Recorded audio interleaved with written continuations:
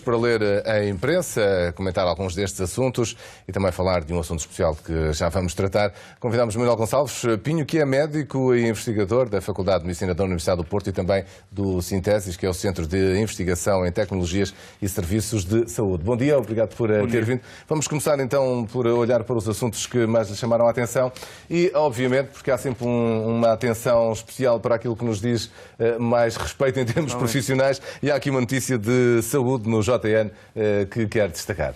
Exatamente. E que tem a ver com contratações de médicos. Não é? Exatamente. Portanto, foram anunciadas a segunda fase do concurso para recém-especialistas. Neste momento fala-se em 482 médicos. Foi anunciado como se fosse assim uma notícia muito nova, assim, muito diferente, mas de facto isto já estava pressuposto na lei, portanto é um concurso que é normal, não é extraordinário. Estes médicos vão suplementar um número adicional do concurso da primeira fase. No entanto, o total de médicos para o qual nós temos, de facto, o número de vagas que o Ministério da Saúde lançou é muito semelhante aos anteriores. E mais do que isso, nós temos que ver que neste momento do Sistema Nacional de Saúde nós não podemos falar apenas em vagas e não podemos falar apenas em números. E com isso também falar de outra notícia que também aparece no JN, que tem a ver com a dívida do Sistema Nacional de Saúde. Porque também, há pouco tempo, também foi anunciado de forma muito entusiasmante que teremos mais de 800 milhões no Orçamento de Estado para contemplar questões relacionadas com o nosso Sistema Nacional de Saúde, mas depois temos a grande questão, que é estes 800 milhões vão maioritariamente para pagar a dívida. E, portanto, nós não podemos falar em investimento, ou pelo menos é um investimento muito fraquinho, digamos, quando estamos a falar de dinheiro que vai ser para utilizar predominantemente para pagar dívida. Outra grande questão é que os tais 800 milhões, 100 deles também vai ser para pagar prémios.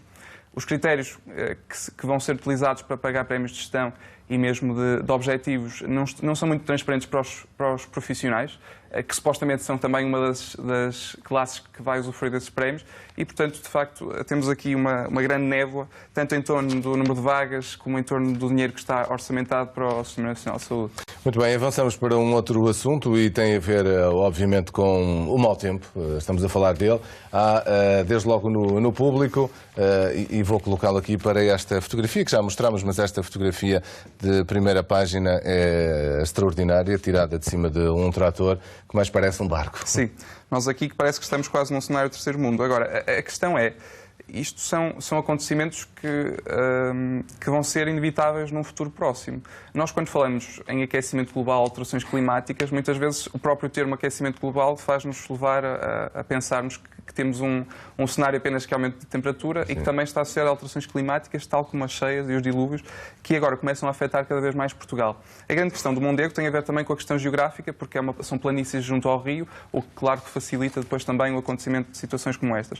Também temos que ter em atenção que o que acontece é que quando nós olhamos para alterações relacionadas com o nível das águas, as barragens também são importantes, embora no Mondego não seja muito o caso. Noutros grandes cursos de água de Portugal, nós temos de ter atenção que também estamos condicionados pelas capacidades em si de armazenamento das barragens e que tem que fazer descargas que muitas vezes vão levar que depois a jusante... Foi o que aconteceu no Douro? Exatamente, no Porto, exatamente. Aqui no Porto foi o que aconteceu, em que leva a um aumento do nível das águas, que é inevitável, mas que de qualquer das formas causa muitos estragos, tanto a nível das lojas e dos próprios edifícios.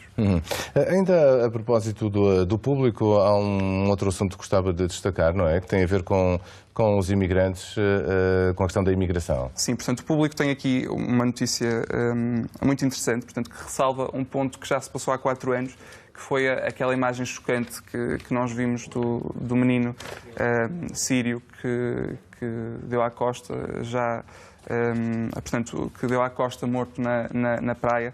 E basicamente é interessante porque houve várias fotos na altura desse episódio e uma delas era de um polícia a segurar na criança de 3 anos. E eu acho que essa foto reflete de facto aquilo que aconteceu e que ainda acontece. Porque, embora não tenhamos mais fotos destas neste momento, porque se calhar já não são tão virais como eram na altura, aquela foto retrata de facto o fracasso da autoridade, que é representada pela polícia, e a inocência da criança, que de facto são os refugiados que fogem de uma situação de guerra, que nós todos que se estivéssemos numa situação como essa também fugíamos. E o fracasso da autoridade em ajudar as autoridades, como as próprias instituições europeias, em auxiliar estas pessoas que são crianças, que são mães, que são pais, que são filhos, que fogem de uma situação de guerra. E, portanto, esta imagem eu queria ressalvar porque são 4 anos e que, no fundo, não mudou nada. Ainda agora tivemos a Rússia e a China que no Conselho Geral de Segurança não aprovaram uma moção relativamente às... Estender o apoio humanitário na zona da Síria. Exatamente, e portanto, e depois são sempre politiquices pequeninas que atrapalham de um lado, atrapalham do outro, e no fundo o que acontece é que depois temos situações como esta. E tocamos aqui os extremos, porque estava a falar de crianças, mas há também o outro extremo depois dos idosos que acabam por ficar indefesos muitas vezes e acabam por cair em situações como esta notícia do Correio da Manhã quero destacar, que tem a ver com maus tratos a idosos e que levam a diretora de um lar à cadeia. Mais do que falar do caso em concreto, eu queria ressalvar uma coisa. Estes casos acontecem e as pessoas procuram lares com estas condições porque não têm oferta, não têm uma oferta pública, nem têm uma oferta, nem conseguem assegurar uma oferta privada de qualidade. E, portanto, quando nós falamos nestas situações, não interessa falar muito da questão específica da pessoa em si, deste lar. Interessa pensar porque é que isto aconteceu. São as respostas, não é? Exatamente. Para a população cada vez mais idosa, indefesa e sozinha, muitas vezes. Exatamente. Nós nos hospitais, atualmente, temos pessoas que estão internadas há mais de um ano. Sim. E no meu serviço tenho isso, mais de um ano, e que não têm sítio para onde ir.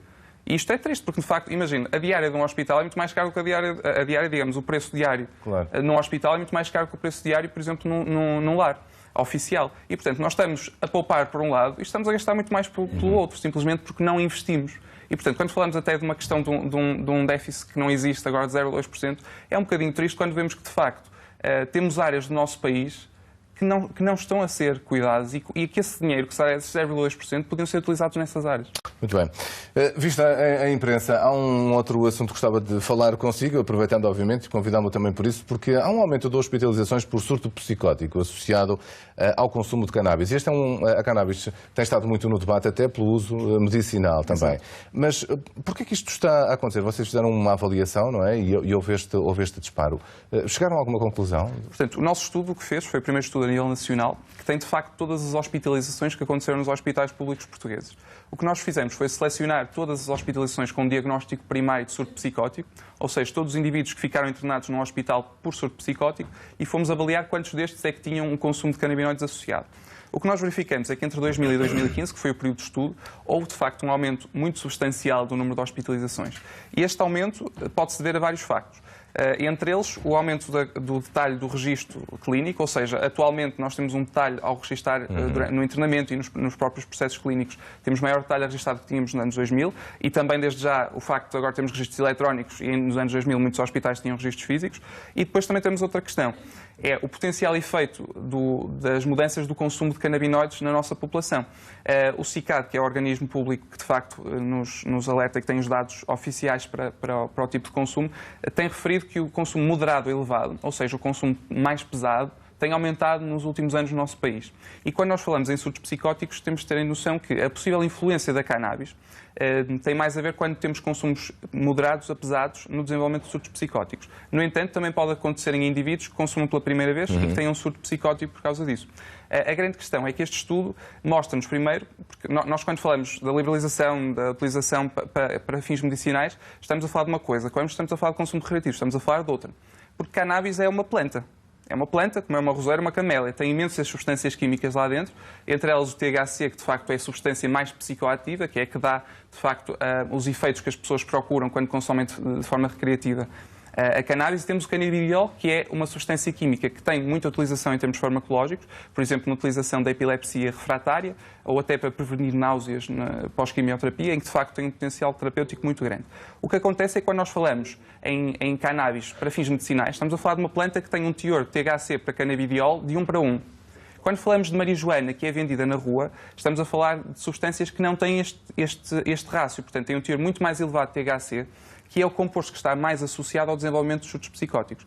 E, portanto, quando nós falamos em marijuana, temos de ter noção de toda esta amplitude de casos. Portanto, daí poder fazer-se essa ligação direta desse consumo ao início precoce dessas perturbações? Portanto, o que acontece é, o nosso estudo não pretendeu averiguar causalidade. Nós pretendemos dizer o que é que acontece em Portugal. Porque nós, para liberalizarmos, para falarmos de qualquer coisa, temos que ter noção e da informação do que realmente acontece em Portugal.